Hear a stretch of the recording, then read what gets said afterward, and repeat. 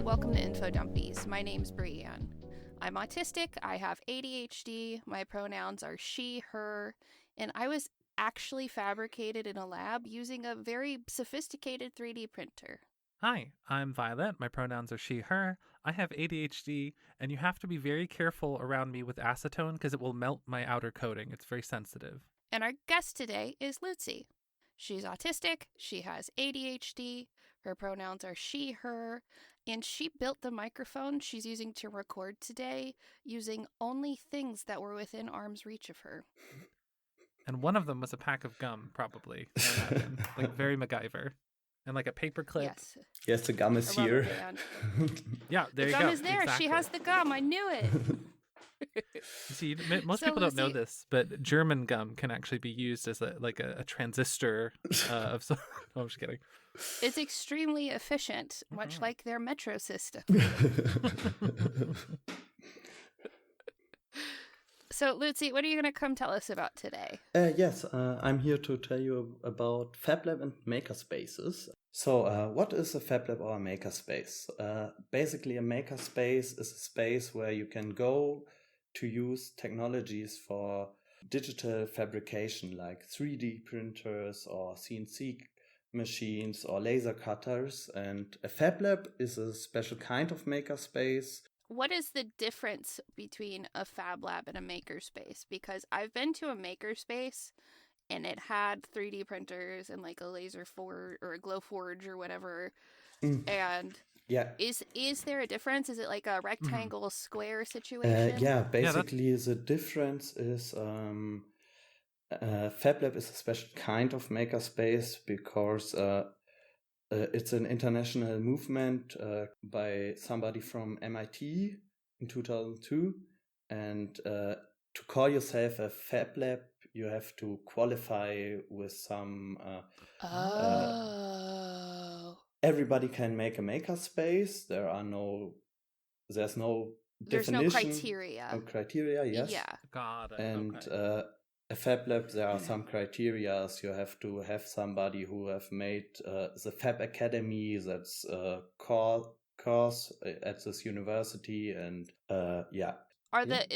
Is the criteria for it kind of like, oh, this place is gonna have what I need? Like if someone hears something called a Fab Lab versus a Makerspace, they're probably like, oh, they got the good stuff. Yeah, so basically most makerspaces have some of the technologies, but a Fab Lab needs to have a minimum of technologies that you can find on the site of the Fab Foundation. And yeah. That's really cool. Yeah, I know back when we lived in Dallas, we had Dallas Makerspace, and I used to go there all the time. They had 3D printers, they had an electronics lab, they had a laser. That's where I went, yeah. Cutter. Yeah. I think it was called Laser Saw. It was like short for Lasersaurus Rex. What's the name of the laser cutter? They had, I think, 6 There was like printers. a kiln. Yeah, there was a kiln clay too. kiln. They had a car workshop with a whole car lift and everything. It was pretty wild. I had gone to a Makerspace, but can you tell us more about like the Fab Lab difference, really, or like the kinds of things you get to do there? The difference is probably mostly that Fab Labs are classified as Fab Labs, and there are those technologies that are guaranteed to be in a Fab Lab. Also, Fab Labs have to be open source and have open times, so they have to be accessible for the public. Everybody can come and use all those machines. That's true for most makerspaces as well, but there are some makerspaces that are only open for members or something. Most Fab Labs are at universities and stuff. The Fab Lab I worked for was also at a university, and those are most likely at universities, and makerspaces are often by private individuals or by clubs and are organized. Here in Germany, we have the CCC, Chaos Computer Club. I love that. It's a hacker community, and they have many makerspaces around the whole country, and those are most often clubs. You have a membership, but you can also be a visitor and come there. But both a Fab Lab and a Makerspace have in common that they have technologies for digital manufacturing, and they are to provide those technologies. Like, not everybody has a 3D printer. Maybe 3D printers are very cheap nowadays, and everybody can probably own a 3D printer, but there are other machines that are way more expensive and also way more work just keep up. And so it's better to have a place where you can go, and there are people who can show you how to use the machines. So you can go there and use those machines and get trained in using those machines. I love that, just as far as my like anarchist ethos, where it's like everyone deserves to have access to these technologies that we have, not just the elite. And there's also like, there are also libraries who will rent out like power tools and stuff. Oh, yeah. Here. And I love the idea of, hey, even though you could buy one of these yourself, like, not everybody needs to own a 3D printer, even if they want to do 3D printing. Not everyone needs to own all of these things. Yes, we don't definitely. need to be making this many things. If we have community where the community says, hey, we as a community have this thing and you have access to it, that's very empowering. Yeah, that's definitely an idea of makerspaces. Yeah, I think having a community space of any kind is something that is so hard to find in a lot of spaces nowadays, especially in the US. Like, knowing that Fab Labs have to be publicly accessible, I think is even better. So I would love to see if we have a Fab Lab in our area. How did you get into, not just like, I mentioned you got involved in the Fab Lab before you started working there? Not really. I was a member in a CCC, in a makerspace provided by the CCC. And I started at this university and needed a new job, and I just found yourself in the Fab Lab. Found myself in the Fab Lab, and I worked there for several years. And my job basically was explaining to people what's a makerspace, what can you do in a makerspace, and stuff like that, and teaching the technologies that were used there. That's so cool. I bet that's fun. Yeah, it was a lot of fun. There was the most fun part was probably having the chance to repair all the machines and take those machines apart and repair them. There was one time I was laying inside a laser cutter and adjusting the screws and stuff like that. Oh my gosh, I can't imagine. That reminds me of when I worked as an arcade technician. One of the most fun parts about that was being able to like literally climb inside of it like a skee ball machine and see how it all works and work on it. That was so much fun. Time you had to get a kid out of a claw machine. Oh my gosh. But basically, I was working as an arcade game tech, and we had a human-sized crane machine, right? It literally like 8 feet tall by 10 feet wide, and the plushies were, a good 1.5 feet or more tall.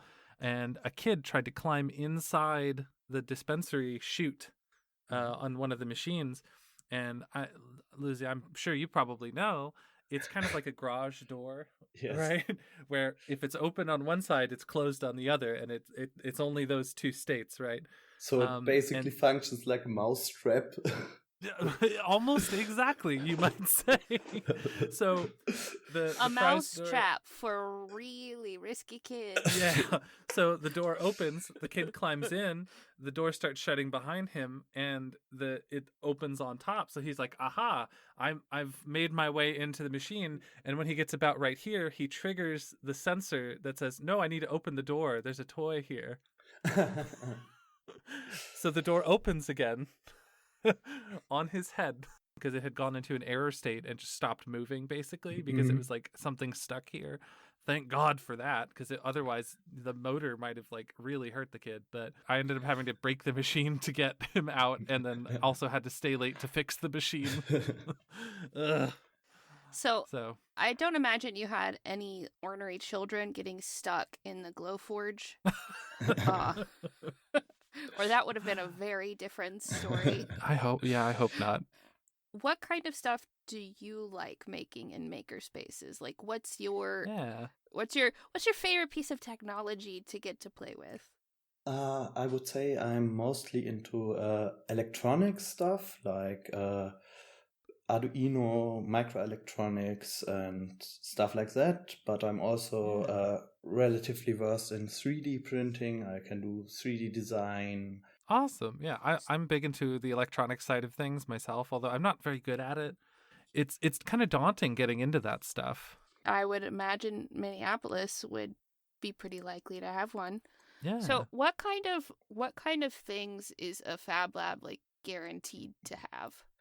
Most Fab Labs have 3D printers, laser cutters, and some other machines. I can say a bit about the machines we got, but those are not the things every Fab Lab has. We are relatively good equipped with a lot of technologies, but I would say what's typical and what's not so typical. So most Fab Labs got your normal 3D printer, FDM printers. Mhm. Those are the ones using a long plastic the filament. filament. Yes, yeah. a filament. Yes. Using a filament, melting it. It's basically a hot glue gun on three axis. We also got a SLA printer. Those are printers who use a resin, which is UV cured. Those are better for small detail stuff, and but on the other hand, it's a lot more work. It's very the materials are toxic. You have to wear gloves. You have to clean everything. It's a lot of work, and an FDM printer is just super easy to use and not a lot of work, but you don't get the same amount of details. A lot of stuff we have done with resin printers are really good for miniatures for D&D. We have printed all our miniatures for our D&D round with those printers. Oh, so jealous. Their websites. God, that would be so much fun. Okay, I'm more like find a makerspace. I must make miniatures for everything. Yeah. And see, I went to school for game design, and so I have some 3D modeling background, and that's where what I used when I made my 3D prints. So that really makes me want to go and find a Fab Lab or a Makerspace now. You can just 3D model them, and if you have the 3D modeling skills and you have a Fab Lab near you, you can just go say, hey, I would like to go print these.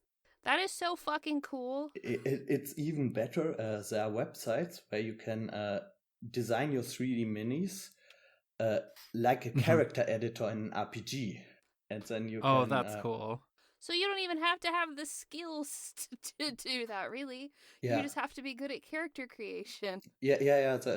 It's a site where you can 3D design them, and just like in character editor, I think it costs money. Like when you are finished designing your character, you can buy the files for like a few dollars, and then you can use those to print your miniature. That's really cool. I need to not. It's like that's my favorite part of every game. That's my favorite part of everything. The first time I get new D&D character, I'm like, time to go to Hero Forge and design my mini. And I could just go do that. Yeah, and then and the best part about it, I think, is that if you're going and using a 3D printer at a Makerspace or a Fab Lab, there's people like you who are there to help show how to use those, which is just like, that's the best part. Because I would be so intimidated to just go there, having people who like are safe and will be like, I will help you. Yeah. I will help you. I won't be condescending. I'll be jazzed about the thing you're making with you. Like, that is so cool. Yeah, and it's one of my favorite things about the whole maker community is that it's a very open community, and everybody is super nice, and people are there to just help you. And it's everybody helps each other, and it's a very nice environment most of the times. So, is there anything at the Fab Lab that you go to that you haven't tried yet, but you want to try? Yeah, mostly. One of the machines I never used is our embroidering machine. It's a Cool. computer-aided embroidering machine. You can design a image and then you load it onto it, and it embroiders it onto stuff. I would man, make that so sounds- many patches. It wouldn't even be funny. Yeah, Yeah. you said that, and I'm just like, I'd be all over that. Same. Yeah. Sadly, that's a machine that not every makerspace gonna have. That is Absolutely. something more or less special. Yeah. Everything would be getting embroidered. Yeah. Oh yeah, same. When I went to Dallas Makerspace, they actually have a full wood shop there with like a multiple lathes and everything. And they were working on getting a blacksmithing shop there, believe it or not, as well, where you could do that sort of thing. I never got to do I did some woodworking stuff. I never really got to use the car lab. They had kind of like specialized tools for arcade and pinball machine repair, which was really, really fun. And yeah, I'm they also laughing had. because I'm realizing I think we went to the Makerspace with the same person. Was it Kate? Yeah. Yeah, yeah. I think so. We had two separate Makerspace experiences with the same person. If someone is like, I am so excited at the idea of a Fab Lab or a Makerspace, but I want to go make things, but I don't know what I would do yet. Like, I feel like it's very much an ADHD mood to see, like, look at all these tools at your disposal. You could do anything you want and then get, like, frozen and not come up with anything to make because there are too many decisions. Are there, like, meetups and classes and stuff where you can kind of, like, go do something structured at a makerspace and, like, dip your toes in? Yeah, it's very different from makerspace to makerspace, but most makerspaces have some kind of events where most of the time they will introduce you to some technology. Like we have courses on how to 3D model stuff, or courses on how to use a 3D printer, or we had some courses about making garments and stuff like this. Yeah. Cool. I think that's the exact kind of thing I would need, because I think I would see something like a 3D printer and get too intimidated to like go in there and say, "Hi, could I please 3D print this? I don't know what I'm doing." So having the classes, I think that would be the thing that would get me in the door. Yeah, most of the makerspaces have websites where you can look up when you have. I recommend everybody searching for a makerspace in your area, and when you find one, they most of the time have a calendar with different stuff they're doing and courses they're doing and events they're doing. Yeah, I'm definitely after this going to go look up Minneapolis Makerspace, because I have so many ideas now. Absolutely, yeah. And like you mentioned a garment making class, like how to start making garments. That's something that I would absolutely be on board with, because Brianne and I have been talking about learning how to sew and like making our own clothes and stuff like that. So that's exactly up my alley. And then I could probably be like, hey, can I teach a 3D modeling class? It's been a minute, but I could probably do it. Most makerspaces are totally open for people coming in and teaching classes. That's also something most makerspaces are very happy about, people who can teach stuff. I've been a member in a makerspace where there was every week there was somebody from the makerspace who taught stuff about what they do or something. We had one lesson from an anesthetist, people who do narcotics and doing operations. Anesthesiologist, anesthesia nurse, anesthesia specialist. Yeah, he was an anesthesia specialist, and he taught us stuff, just explained how his work works and That's cool. how to intubate somebody, and it had nothing to do with IT makerspace, but it was still a very fun experience getting to That know is all this so stuff. That is so cool. I feel like, so a lot of the times for my work, I have clients who are like, I want to go make friends. I would prefer if they're also AuDHD. It's easier to socialize. And they're like, how do I go make friends? And I think you've just added, hey, maybe check out your closest makerspace.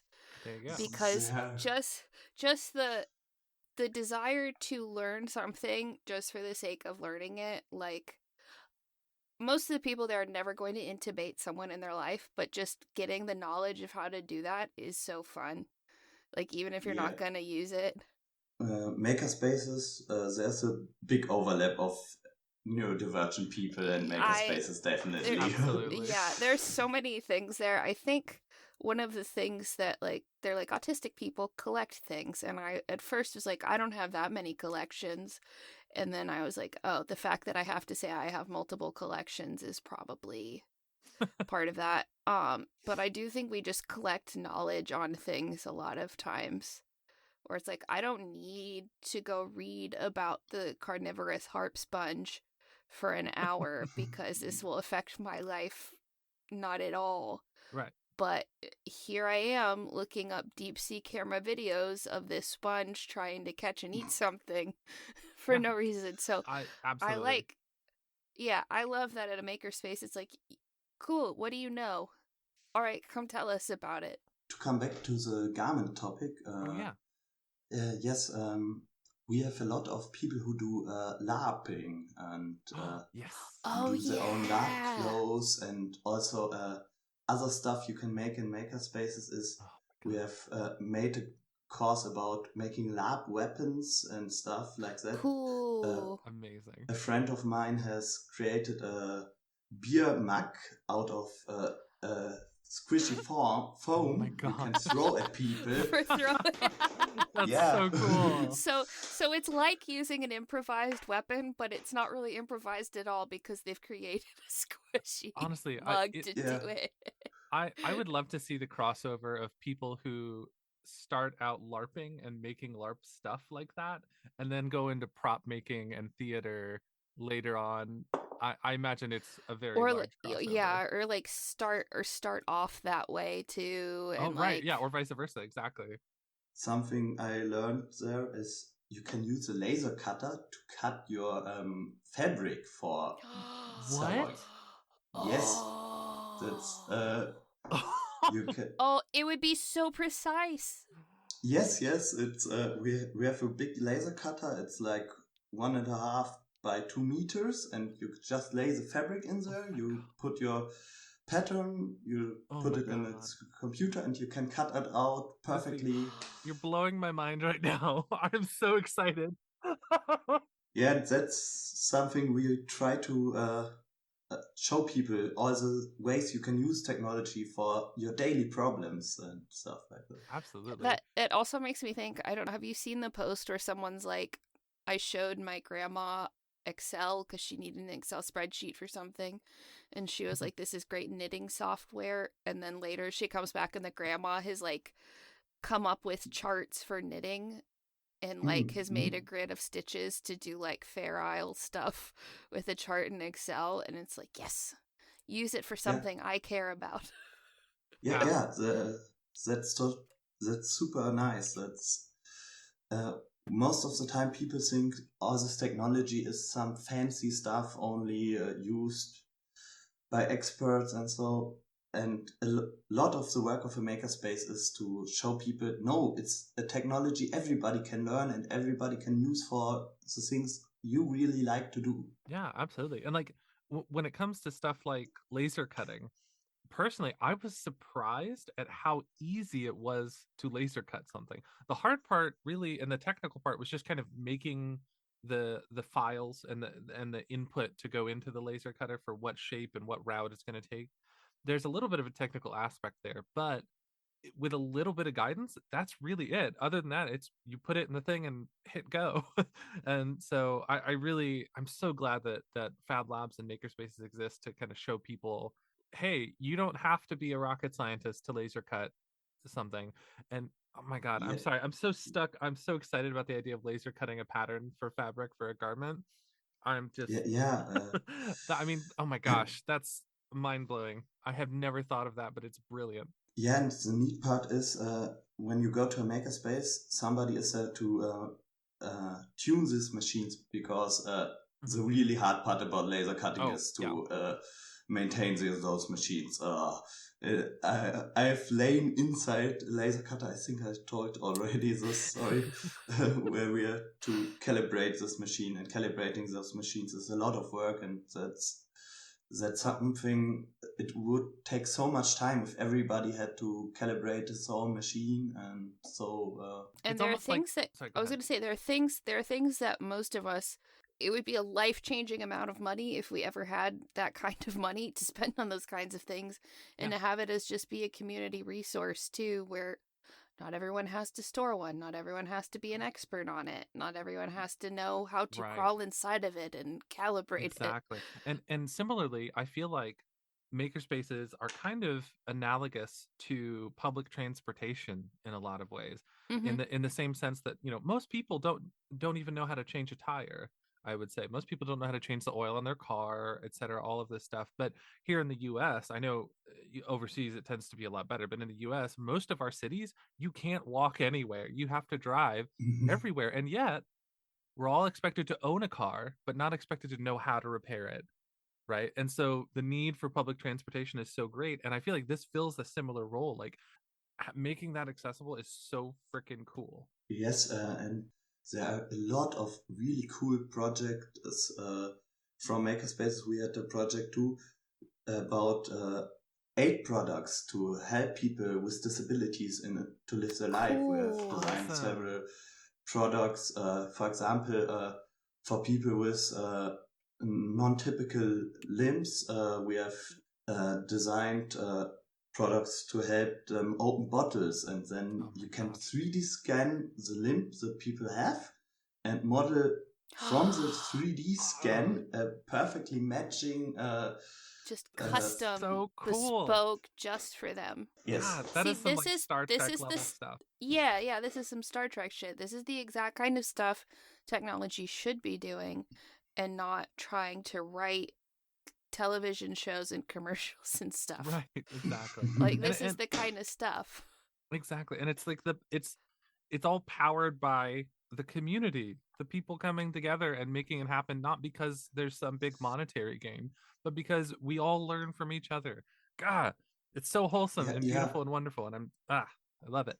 yeah. Just lately, I've seen a project. There are boards that are used to learn Braille, Oh, cool. to learn how to write in Braille, and they are costing 200-300 euros.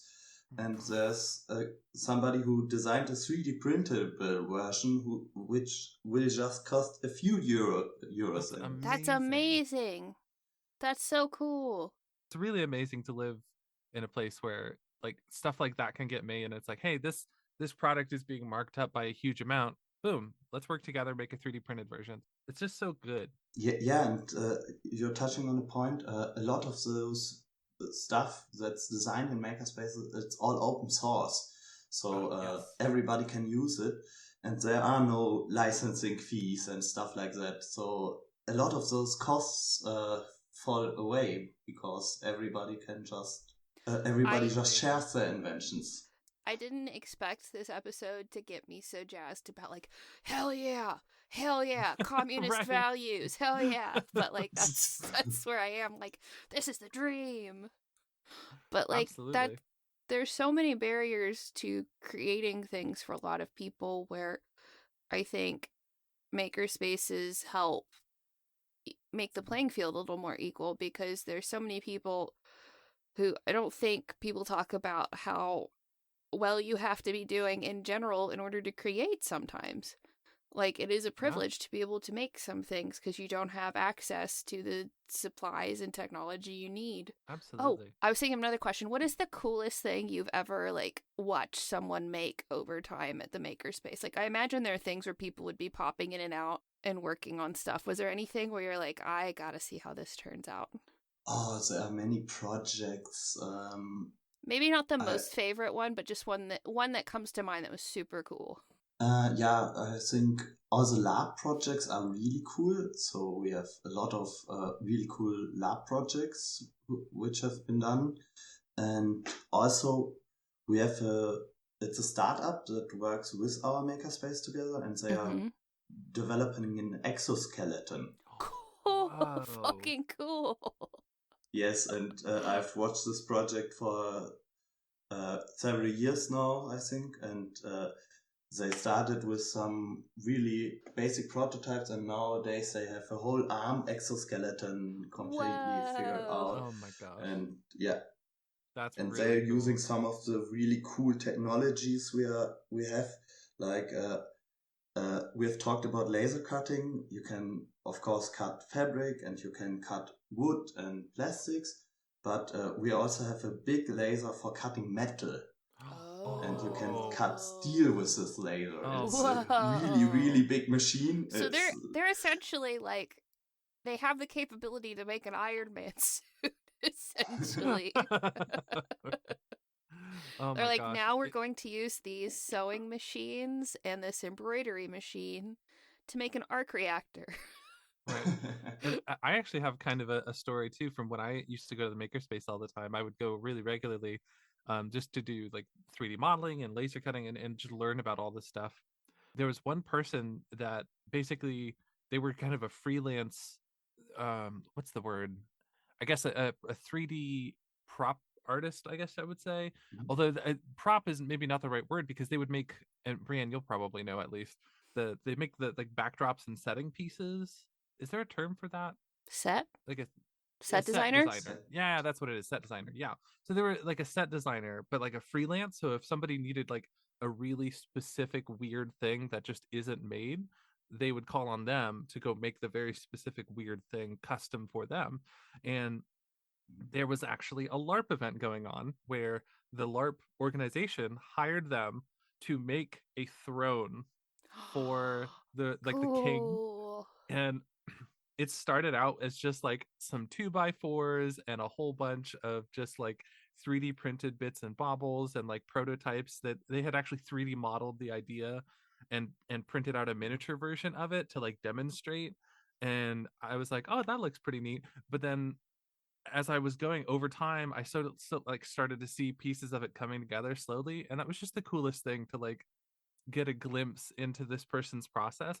And like I barely even spoke to this person, only a handful of times, just to chat with them about the project and what it was about.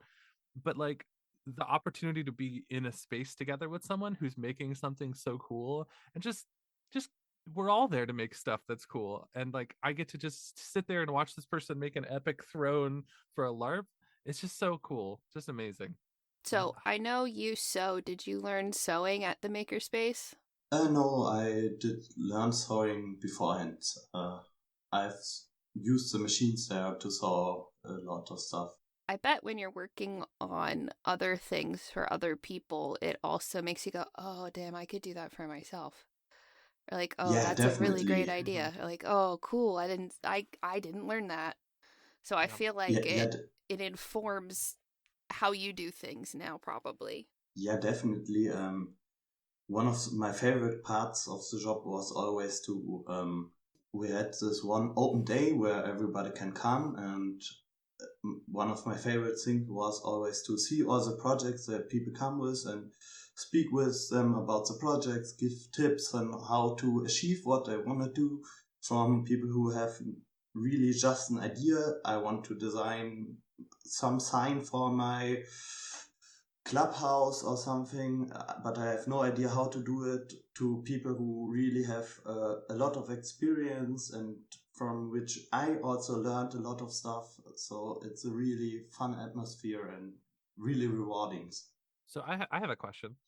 Is there anything that you wish was at your Makerspace or Fab Lab that hasn't come up yet, but you would love to see it happen, like some kind of equipment or setup or anything like that?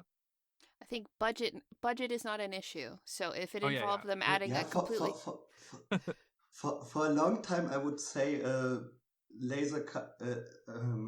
For a long time, I would have said 3D printer to print metal, but we just got one of Oh my those a while ago. So now you're like, I have to So- update. Yeah, so now you're like, I have to update Yeah. my wish list.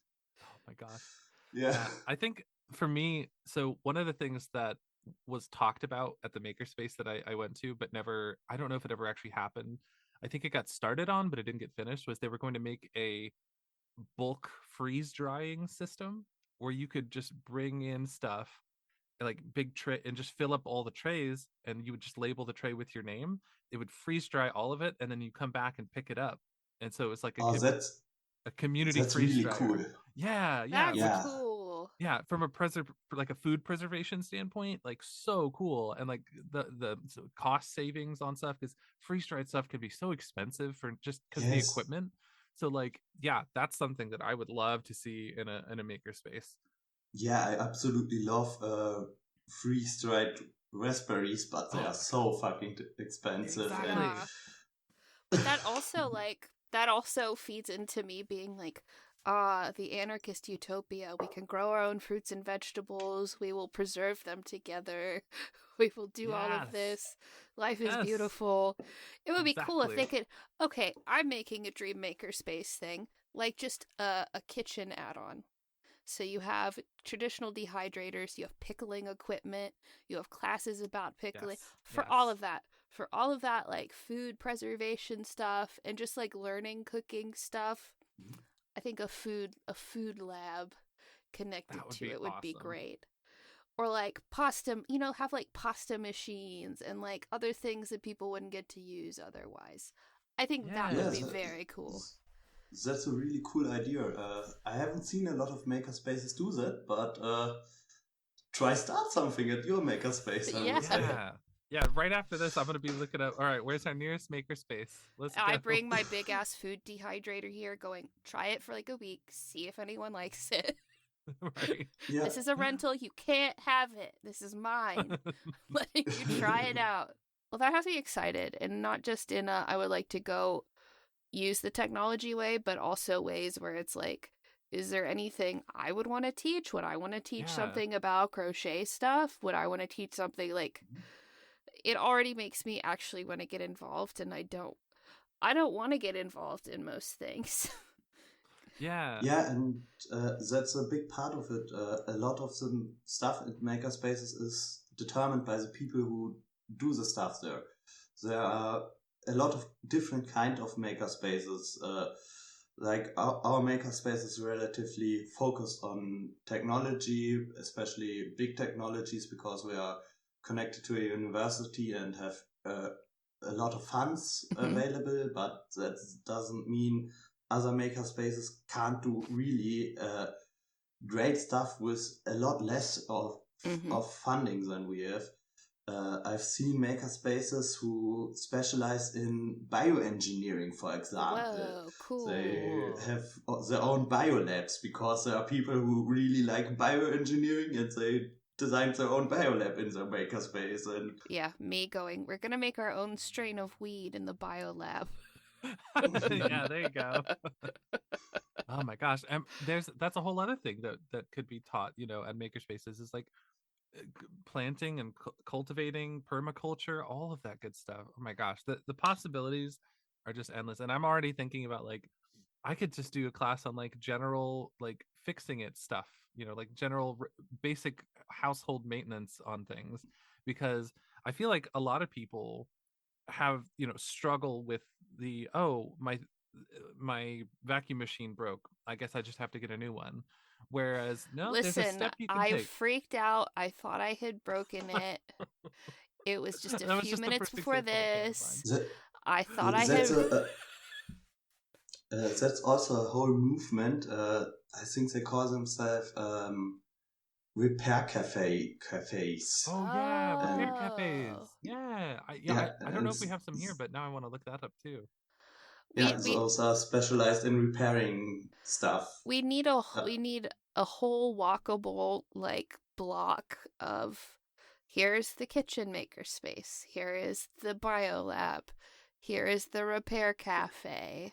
The maker neighborhood.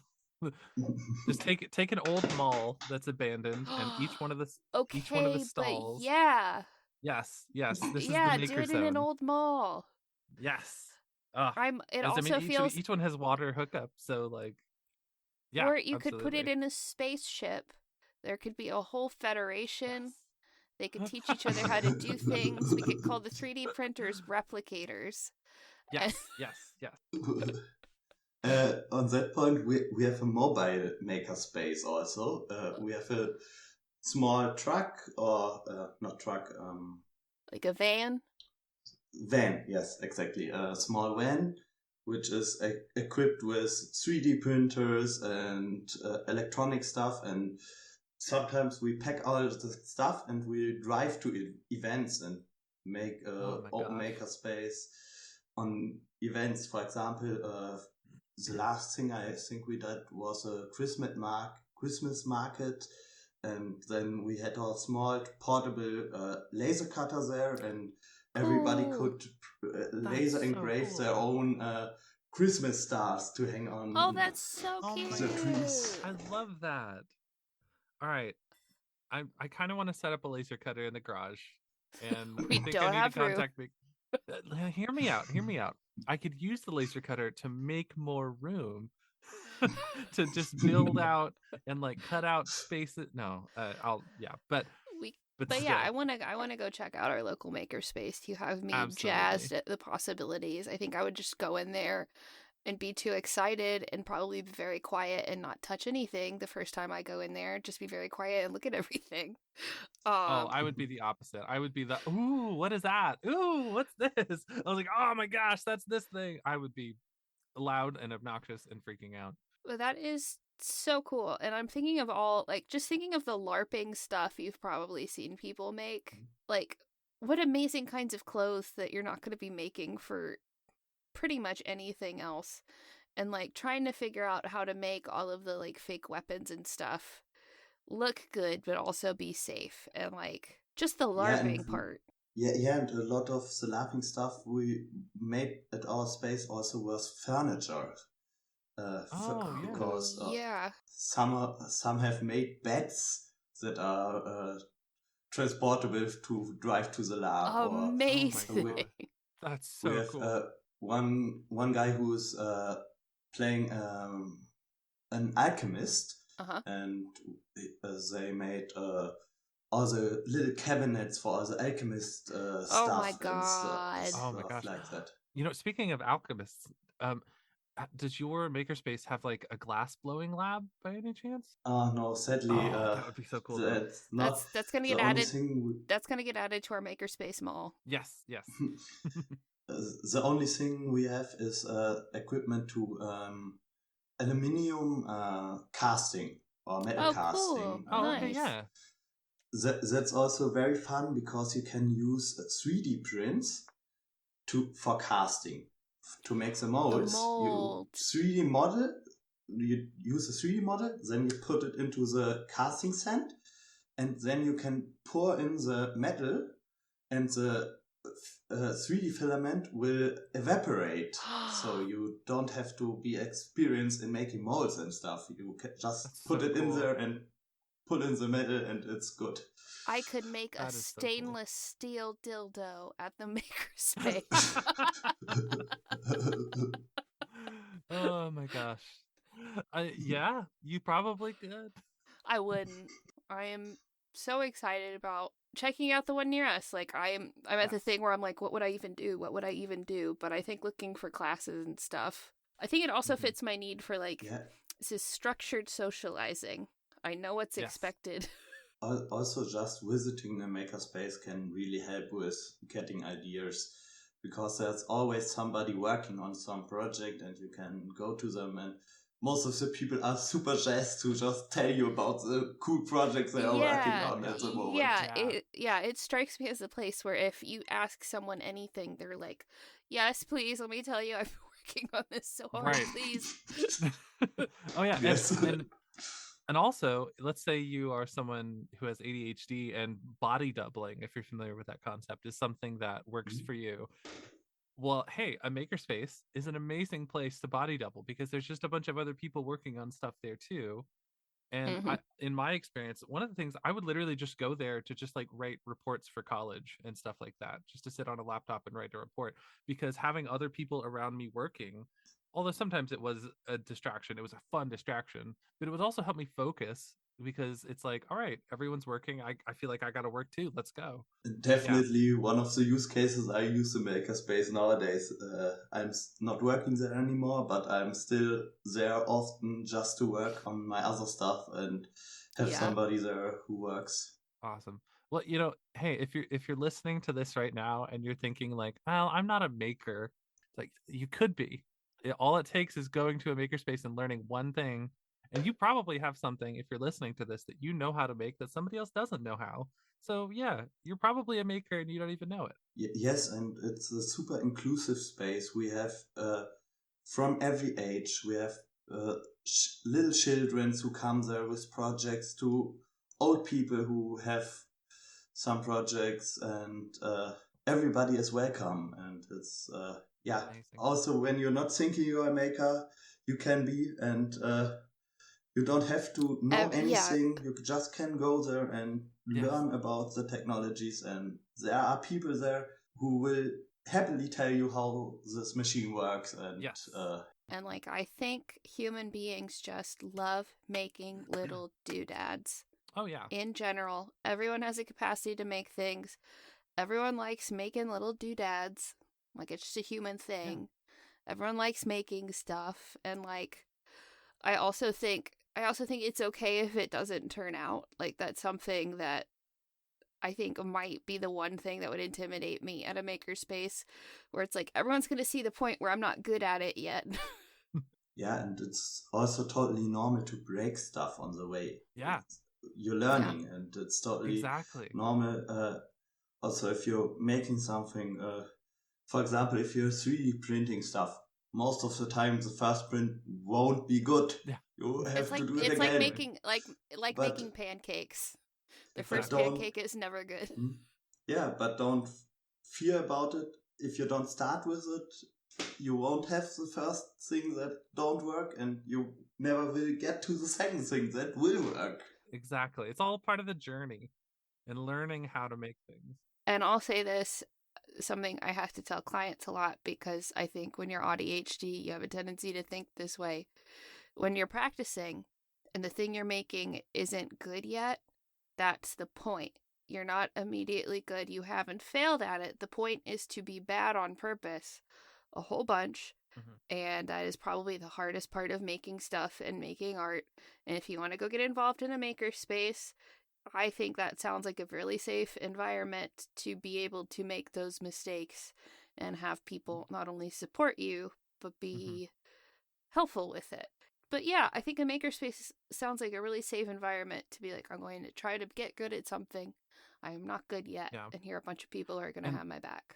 To that note, one of my favorite like pieces of advice just about learning in general, I got at a makerspace, and it was someone who told me that if you picture in your head all of the things that you'll ever make in your whole life, and it's in a big pile in front of you, all the best stuff is at the bottom, and you can't get to it unless you make the stuff on top first. And that's just the way it is. The stuff on the bottom is not accessible until you've made a whole bunch of that junk on top. And I like that metaphor, because it's like, it's all necessary. All of that stuff is all of the stuff that you're going to make, and it's all part of your story and your journey to making that stuff on the bottom of the pile. Yeah, and I think those technologies can really help with this fast prototyping, with this fast trying stuff. Just model something in 3D and print it. See how it looks. Doesn't look good? Try it again. And fast prototyping for you want to build some cabinet for your kitchen, for example. You just take some cardboard, put it into the laser cutter, cut it out on a smaller scale, see how it fits. That's okay, it looks good. Then you can go to the really good wood you have bought for it and cut it with saws and stuff. And awesome. But this fast iterating and prototyping, that's where those technologies like CNC cutting, like laser cutting and 3D printing really have revolutionized making stuff. Gosh, I can't even imagine, because like thinking back to like if you picture an episode of Mythbusters back in the day, they didn't have 3D printers to prototype everything, and so everything was manual prototyping.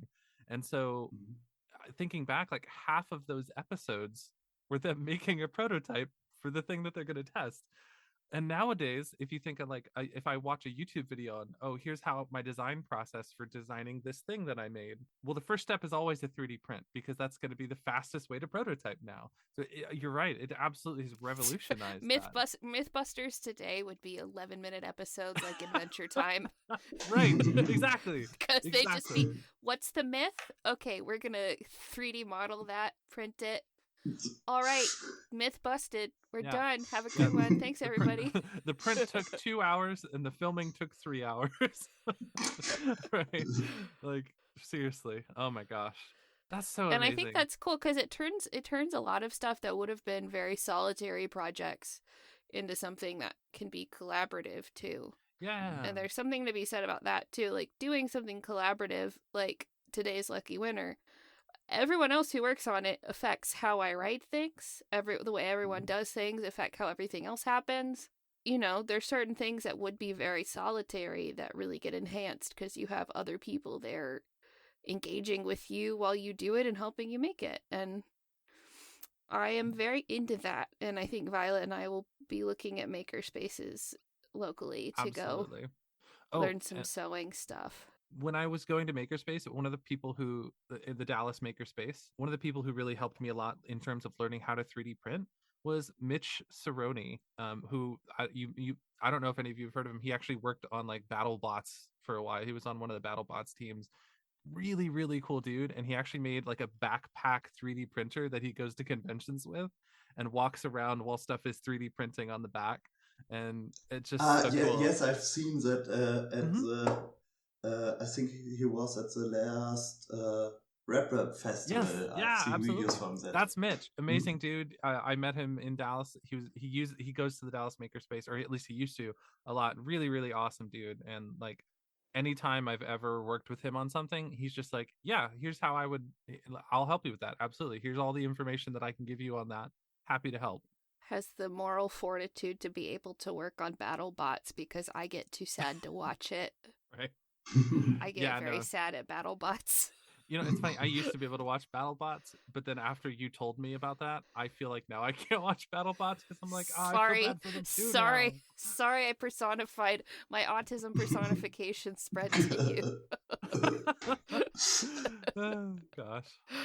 But anyway, Luzy, thank you so much. I think you have provided us a way. We've just moved, and I think you provided us hey, here's a way you might be able to meet people here.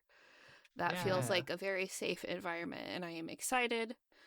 Already thinking of a million different things I could make. Same. Already thinking of that, using the laser cutter for fabric. Yeah. Like I'm like genius. I'm thinking I've already got the software on my computer. I could go make some SVG files to laser cut some clothes out, and I was like, I could just download a pattern and then make the yeah. Oh, I'm so excited. Well, thank you so much, Luzy. Yes, you're welcome.